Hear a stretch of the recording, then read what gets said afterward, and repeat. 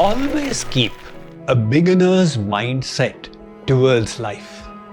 That way, with the spark of curiosity burning ever bright within, we will not miss any opportunities to learn.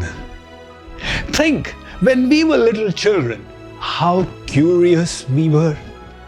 The whole world was new, and we were astonished by every bit of it. One child was pestering her mother with a stream of questions. "Mummy, why does the sky look blue? Why does the earth look flat when you tell me it is round?" In desperation, the mother said, "Beta, stop asking so many questions. Haven't you heard that curiosity killed the cat?"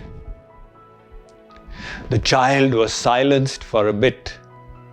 Then she said, "Mummy, what did the cat want to know when it was killed?" Her curiosity could not be quelled. However, as grown-ups, we make our assumptions and live by them. One husband and wife were troubled for 20 years by Uncle Gopi Chand, who had lived with them because he had such a terrible nature. Finally, when he died and the husband and wife returned from his funeral, the wife broke out, "I would never have tolerated him. It's only because he is your uncle that I tolerated Gopi Chand." The husband said, "My uncle?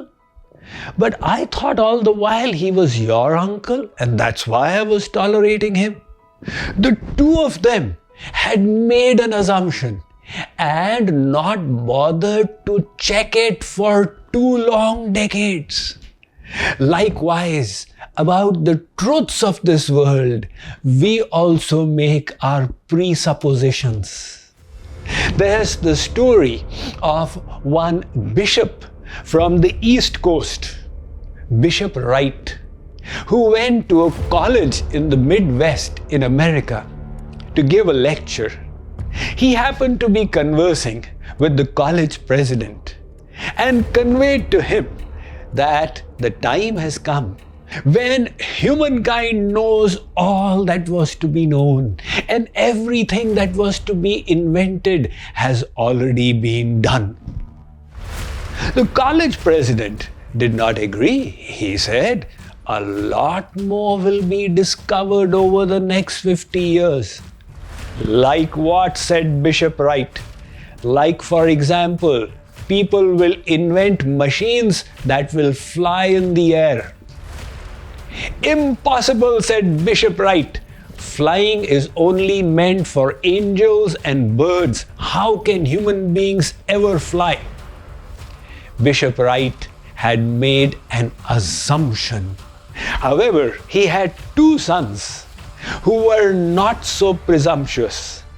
One of them was Wilbur and the other was Orville. And these two, Wilbur and Orville, just 2 decades after their father made the declaration, in the year 1903, they took the first flight into the air. So when we make assumptions, how much off the mark we may be. Instead of that, if we keep the attitude, "I know a bit, so much more I can learn," then there is scope to grow. One person desirous of learning meditation went to a sage and said, "O sage, I know that we are not the body, we are the soul, we are not material beings having a spiritual experience, but we are spiritual beings having a material experience." He went on speaking before the sage for 15 minutes and then concluded, "Can you please teach me how to meditate?" There was a cup in front of the sage. He took the kettle full of milk and began pouring it into the cup until it was full to the brim. But the sage continued to pour, and the milk was spilling over onto the table and down to the ground. "What are you doing, sir?" said the man. "The cup is already full." The sage said, "Likewise, your intellect, young man, is so full of ideas. There is no scope for receiving any guidance from others." When I was in high school, I took a few lessons in tennis. Before me was another boy whom the coach was guiding. Watching his game, the coach gave a few tips, and every time he made a suggestion, "You need to be more flowing on your backstroke," that boy would respond with 6 more ideas. And after a while, the coach would just start nodding his head. Later I asked the coach that why did you stop offering advice to that boy?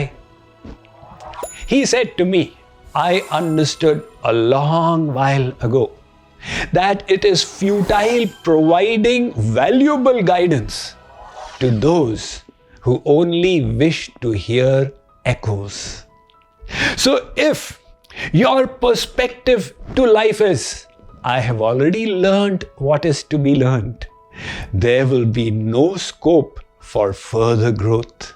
Instead of that, take inspiration from the most successful inventor in the world till date, Thomas Alva Edison, who had 1,093 American patents to his name. He was the chief guest in a convention, and he was introduced that Mr. Edison has got such a fertile intellect and is so creative in his ideas. When it was Edison's turn to speak, he refuted and he said, "I am actually not creative. I don't have new ideas. I am only like a sponge." People have got the knowledge that they discovered or created. I just take it and modify it a bit to present a new invention to the world. Likewise, ideas are all around. And in the spiritual realm, this mindset of curiosity will bring us to the most profound knowledge. Let us hear from the Bhagavad Gita. I am reading from the introduction in my commentary, Bhagavad Gita, the Song of God. Knowledge that helps a person resolve immediate problems is one kind of enlightenment, while knowledge that dispels the root of ignorance to solve all problems in one strike is another kind of enlightenment.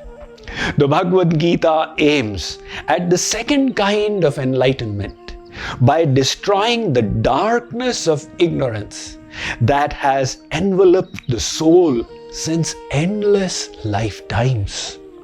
Unable to deal with the immediate problem at hand, Arjuna approached Sri Krishna for a palliative to overcome the anguish he was experiencing.